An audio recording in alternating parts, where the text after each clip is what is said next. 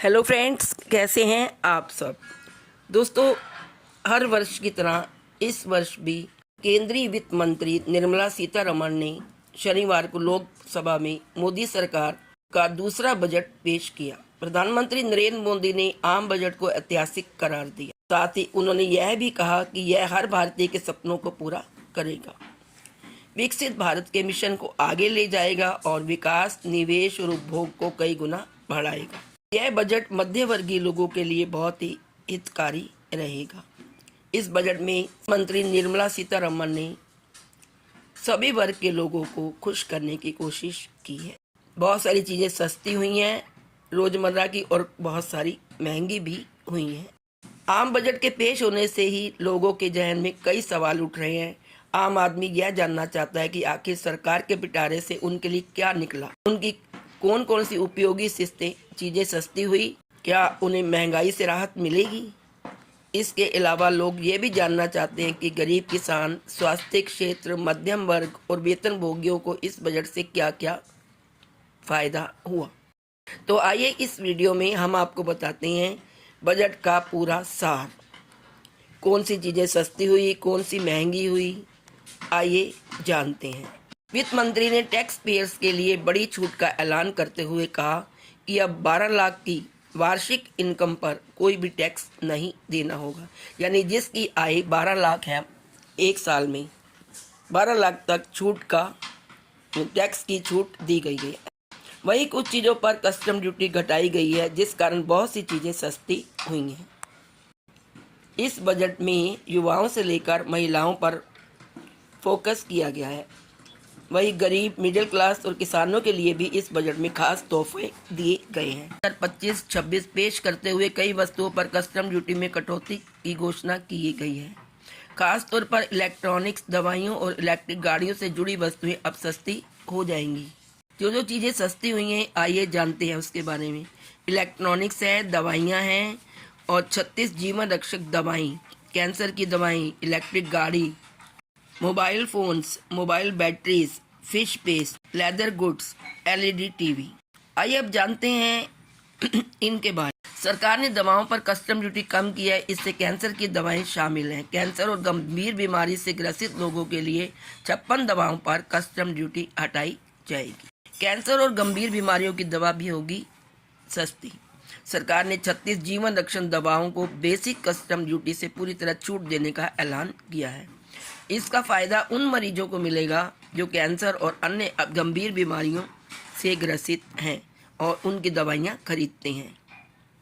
वित्त मंत्री ने इलेक्ट्रॉनिक वस्तुओं पर कस्टम ड्यूटी 8% करने की बात कही है। खासकर टीवी और मोबाइल फ़ोन के ओपन सेल और अन्य कंपोनेंट्स पर बेसिक कस्टम ड्यूटी में भी कमी की गई है, जिसके दाम कम हो सकते हैं। सरकार ने cobalt powder, lithium ion battery के स्क्रैप, लीड, जिंक और अन्य 12 खनिजों को भी बेसिक कस्टम ड्यूटी से छूट देने का ऐलान किया है। इससे बैटरी और खनिज बेस प्रोडक्ट्स की कीमतों में भी घटोतरी होगी। लेदर गुड्स, सरकार ने बजट में ब्लू लेदर पर बेसिक कस्टम ड्यूटी हटा दी है। इससे पर्स और लेदर से बने जूते और बेल्ट और प्रोडक्ट्स भी सस्ते हो जाएंगे। Fish paste, frozen fish paste पर बेसिक कस्टम ड्यूटी 30% से घटाकर 5% कर दी गई है। यह मैन्युफैक्चरिंग और एक्सपोर्ट होने वाले प्रोडक्ट्स पर लागू होगा। गोल्ड और सिल्वर की कीमतों पर कोई भी असर नहीं है। 2024 के बजट में सोने और चांदी पर कस्टम ड्यूटी को 6% तक घटाने का प्रस्ताव रखा गया था। हालांकि इस बजट में कोई बदलाव नहीं किया गया है। सोने और चांदी की कीमतों में कोई बदलाव नहीं होगा। क्रेडिट कार्ड की लिमिट बढ़ा दी गई है। वित्त मंत्री ने किसानों को तोहफा देते हुए किसान क्रेडिट कार्ड KCC के तहत लोन लिमिट को 3 लाख से 5 लाख तक कर दिया है। यानी कि किसान अब 3 लाख की जगह 5 लाख का लोन ले सकते हैं। TDS छूट की सीमा बढ़ी। पहले ब्याज से होने वाले 50,000 रुपये तक की आय पर सीनियर सिटीजन्स को TDS नहीं देना पड़ता था। अब 1 लाख रुपये तक के ब्याज पर TDS नहीं लगेगा।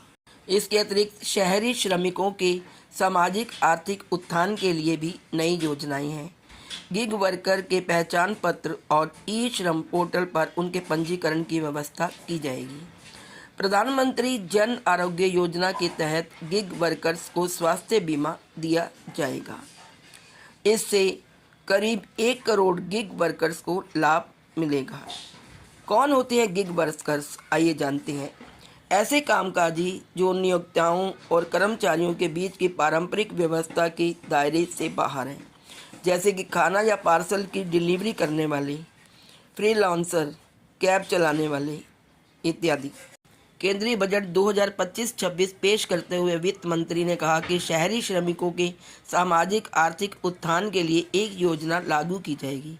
उन्होंने कहा, ऑनलाइन मंच के gig workers new age service अर्थव्यवस्था को बहुत गतिशीलता प्रदान करते हैं।